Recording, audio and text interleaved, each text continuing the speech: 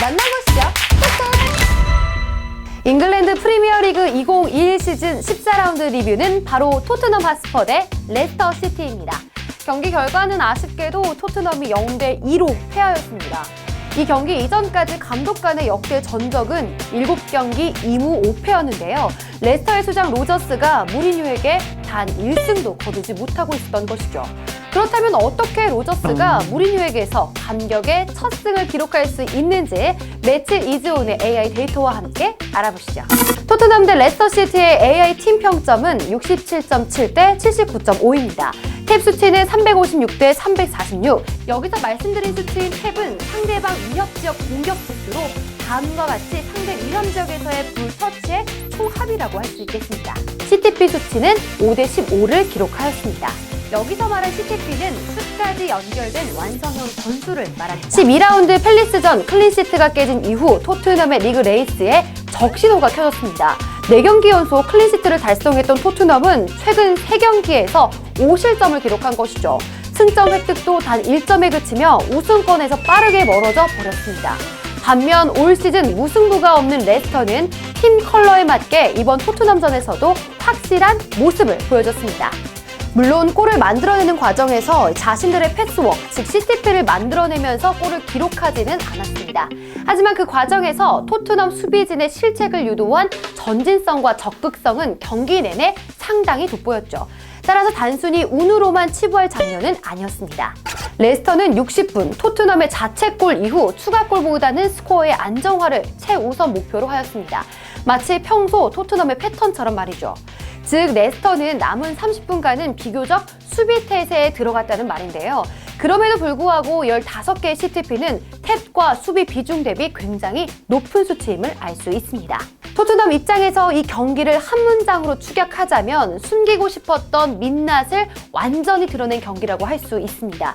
그동안 손캐 듀오의 활약으로 겨우겨우 가려져 왔던 토트넘의 단점이 여실히 드러났다고 할 수 있겠죠. 동시에 케인에 대한 의존도와 에이스의 부담감을 알 수 있는 경기라고 할 수 있겠습니다. 우선 토트넘은 총 7개의 슈팅을 기록하며 맨시티, 첼시, 아스날 등과의 경기를 치를 때보다 많은 슈팅을 때렸습니다. 하지만 해당 경기들의 탭과 TTP를 동시에 비교하여 살펴보자면 여기서 말하는 TTP는 토탈 태틱 포인트의 약자로 공격, 전술, 시나리오를 의미합니다. 다음 경기들과 기록을 비교해보시면 이번 경기에서 왜 슈팅 수가 저조했다고 하는지 알 수 있습니다. 특히 1대1 무승부를 거뒀던 3라운드 뉴캐슬전 이후 11경기 만에 처음으로 TTP 수치가 다시 100이 넘었는데요. 이로써 두 가지를 알 수 있습니다. 첫 번째는 토트넘이 정말 오랜만에 공격적인 스탠스를 드러냈다는 사실입니다. 두 번째는 레스터와의 탭 대비 CTP 차이를 보면 토트넘은 공격 시 슈팅까지 갈 확률이 매우 저조하다는 것입니다. 전반 33분까지 슈팅이 0개였고 후반 60분 자책점을 기록할 때까지도 슈팅이 0개였습니다. 또한 어렵게 기록한 몇 개 안 되는 슈팅도 내용적으로 좋다고 할 수 없습니다. 7개의 슈팅 중 5개가 세트피스 기회에서 발생을 했습니다. 거기에 더해 전반전 토트넘이 기록한 3개의 슈팅은 모두 해리 케인의 단독 슈팅이었습니다. 그리고 실질적인 CTP 슈팅도 케인의 드리블이 돋보인 1회가 전부였습니다. 이러한 케인을 제외하고는 팀에서 3회 이상 슈팅을 기록한 선수가 없을 정도인데요. 이렇게 고군분투한 케인은 20대 초중반에는 마무리에만 신경 쓰면 됐습니다.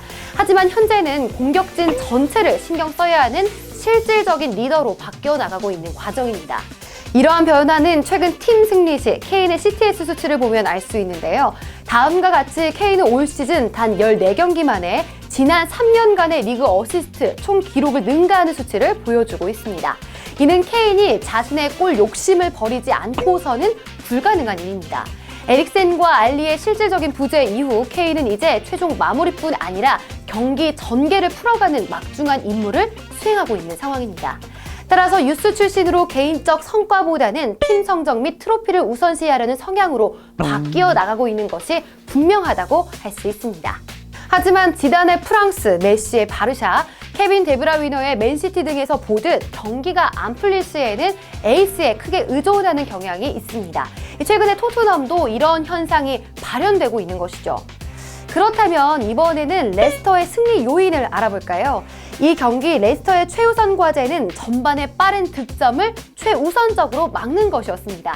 실제 레스터는 손흥민 선수의 전반 슈팅을 0개, 전반 33분까지 토트넘의 슈팅을 0개로 막았습니다. 또한 레스터는 단순히 수비뿐 아니라 공수 포지션 가릴 것 없이 많은 선수들이 슈팅에 가담해 토트넘 수비진을 혼란스럽게 했습니다. 이는 케인, 손흥민, 베일 같은 포워드진들만 슈팅을 기록한 토트넘과 상당히 비교되는데요. 물론 레스터는 바디 원맨팀이라고 불려도 무방합니다. 하지만 최소한 이 경기에서의 전체적인 공격 시도만큼은 상당히 다채로웠다고 할 수 있습니다. 선제골과 바디의 PK골 역시 공격진이 아닌 센터백 포바니의 공격 가담 과정에서 실책을 유도한 장면이었으니까요. 네, 그렇다면 마지막으로 이번 경기 MVP는 누구일까요? 바로 지난 시즌 EPL 득점왕 제이미 바디입니다. 87년생인 나이와 더불어 올 시즌 유로파 리그를 병행하기에 폼 저하가 예상되었습니다. 하지만 로저스 감독은 바디를 EPL에만 집중시키겠다는 의지를 보여주고 있는데요. 레스터가 치른 유로파 리그 6경기에서 바디는 총 98분만을 뛰면서 체력 관리에 신경을 쓰는 모양새입니다. 덕분에 바디는 프리미어리그에서 폼 저하 없이 예년과 같은 활약을 보여주고 있습니다. PK 한 골을 포함하여 토트넘의 센터백 토비 알더베이렐트의 치명적인 자책골까지 유도해내며 이 경기 MVP로 선정되었습니다. 2021 EPL 선수 전체 랭킹으로 봐도 평균 7.84를 유지하며 꾸준한 활약을 보여주는 베테랑 선수입니다. 과연 시즌이 끝날 때까지 탑 10을 유지할지 기대되는 선수입니다. 이상 14라운드 토트넘과 레스터의 리뷰를 마치겠습니다. 홍나실이었습니다.